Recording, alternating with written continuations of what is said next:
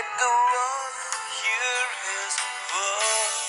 தேவனால் பிறந்தவன் தன்னை காக்கிறான், பொல்லாங்கன் அவனை தொடான். 1 யோவான் 5:18 மிஷனரி ஜான் பேட்டன் ஒரு முறை பணக்கார நண்பர் ஒருவரால் விருந்துக்கு அழைக்கப்பட்டிருந்தார். அந்த நண்பருடைய வேலைக்காரன் அந்த நண்பருக்கு ஒரு அழகிய கோப்பையிலே விஸ்கி ஊற்றினான். அதை ஜான் பேட்டன் கவனித்து விட்டார்.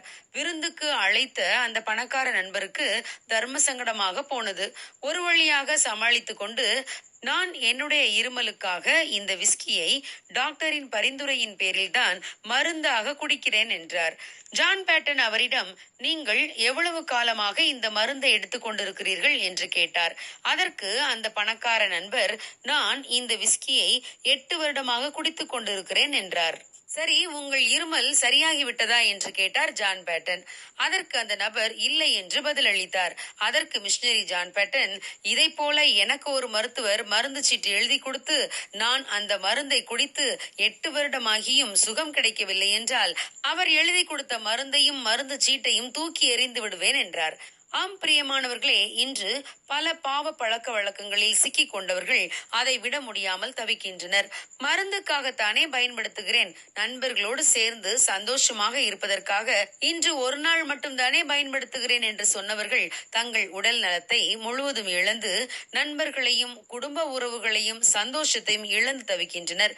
பாவம் செய்ய ஆரம்பிக்கும் போது அது பாவமே இல்லாதது போலத்தான் தோன்றும், நன்மையாக கூட தெரியலாம். ஆனால் முடிவிலே மரணத்திலே கொண்டு போய் விட்டுவிடும். மதுபானம் பார்ப்பதற்கு இரத்த வர்ணமாய் இருந்து பாத்திரத்தில் பளபளப்பாக தோன்றும் போது நீ அதை பாராதே, அது மெதுவாய் இறங்கும் என்று வேதம் கூறுகிறது. மருந்துக்காக மதுபானம் குடிக்க ஆரம்பித்தவர்கள் பின்பு அதற்கு அடிமையாகவே மாறிவிடுகிறார்கள். அந்த மனிதன் நினைத்தாலும் விடுதலை பெற முடிவதில்லை. ஆகவே எந்த வடிவத்திலும் பாவம் நம்மில் நுழைய அனுமதிக்க கூடாது. இன்று அநேக வாலிபர்கள் போதைப் பொருட்களுக்கும் மதுபானத்திற்கும் அடிமையாக மாறி வீட்டிற்கும் நாட்டிற்கும் சுமையாக மாறி போயிருக்கிறார்கள். பிரியமானவர்களே, தேவனால் பிறந்தவன் தன்னை காத்துக் கொள்ளுகிறான், பொல்லாங்கன் அவனை தொடான் என்று வேதம் கூறுகிறது.